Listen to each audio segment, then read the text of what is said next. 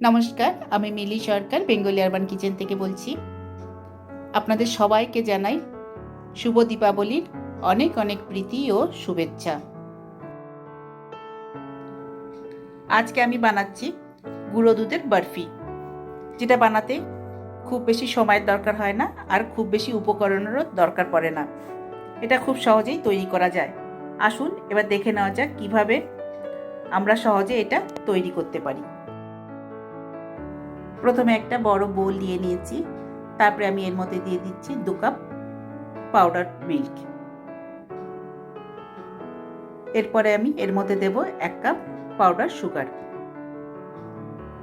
তারপরে আমি এর মধ্যে দেব 1 কাপ মিল্ক, যেটা লিকুইড ফর্মে। এগুলো দিয়ে খুব ভালোভাবে এটাকে মিশিয়ে নেব। ভালোভাবে মেশানোর পরে এটা এরকম একটা ব্যাটার তৈরি হবে। তারপরে এই ব্যাটারটাকে একটা কড়াইতে ঢেলে দিচ্ছি, যেটাতে করে এটাকে মিষ্টিটা তৈরি করব।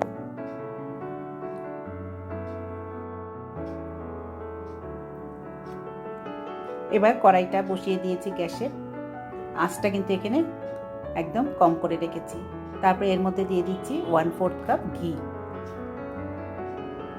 ঘি দেওয়ার পরে এটাকে খুব ভালো করে নাড়তে থাকবো।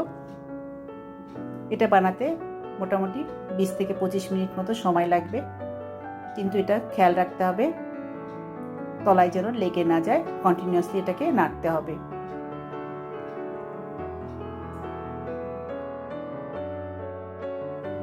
পুরো এই প্রসেসটা গ্যাস সিম করেই করতে হবে।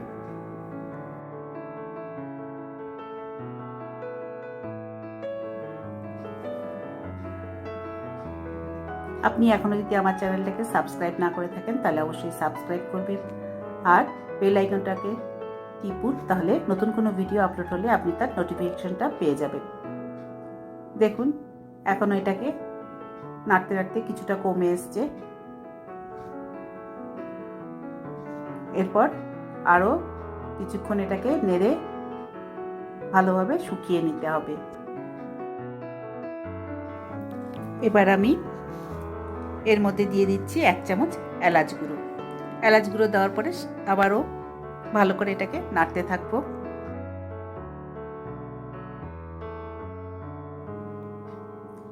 নাড়তে নাড়তে ব্যাটারটা প্রায় শুকিয়ে এসছে।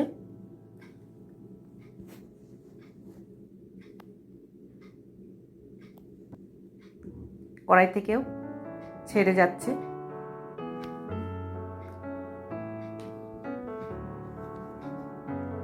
তার মানে এটা তৈরি হয়ে গেছে।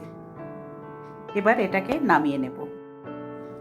একটা প্লেটের উপর আমি বাটার পেপার রেখে নিয়েছি। তারপরে শুকনো দুধটা আবার এই বাটার পেপারের উপরে আমি দিয়ে দিচ্ছি। আপনার কাছে যদি বাটার পেপার থাকে তো ভালো, যদি বাটার পেপার না থাকে তাহলে আপনি যেটাতে নামাবেন সেটার মধ্যে একটু সামান্য ঘি গ্রিস করে নেবেন, তারপর নামিয়ে নেবেন। এরপর আমি প্যাচুলার সাহায্যে এটাকে ফ্ল্যাট করে নিচ্ছি। এরপর আমি এর উপর ছড়িয়ে দেবো কিছু ড্রাই ফ্রুটস। এখানে আমি ব্যবহার করেছি কিছুটা আলমন্ড আর পেস্তা। সেগুলো ছড়িয়ে দিলাম। তারপরে আবার একটু সামান্য এগুলোকে চেপে দেব।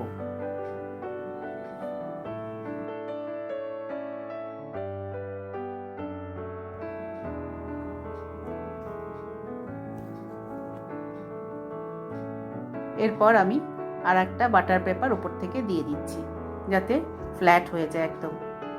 এরপরে এটাকে ফ্রিজে রেখে দেব 1 ঘন্টার জন্য।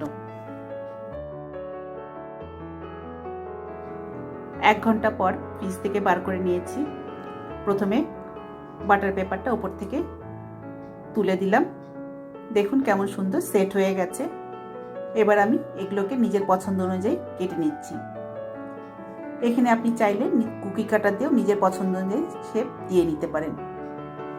প্রথমে এগুলোকে এইভাবে কেটে নিচ্ছি, তারপরে এগুলোকে বরফি করে কেটে নেব। এরপরে এটাকে উল্টে দিচ্ছি। তারপরে আর একটা যে বাটার পেপার ছিল সেটাকে টেনে বার করে নিলাম। এবার দেখুন এখান থেকে কিছু কেটে বার করে দেখাচ্ছি।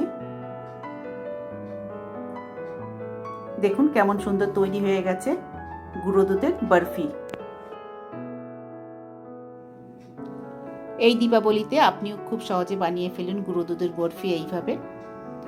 এটা আপনি নিজে খান আর অন্যকেও মিষ্টিমুখ করান। আজকে আমার বানানো এই ভিডিওটা আশা করি আপনাদের পছন্দ হয়েছে। যদি পছন্দ হয়ে থাকে তাহলে অবশ্যই লাইক করবেন, শেয়ার করবেন আর আমার চ্যানেলটাকে সাবস্ক্রাইব করবেন। ভালো থাকবেন। আবার দেখা হবে নেক্সট ভিডিওতে অন্য কোনো রেসিপি নিয়ে। Thank you.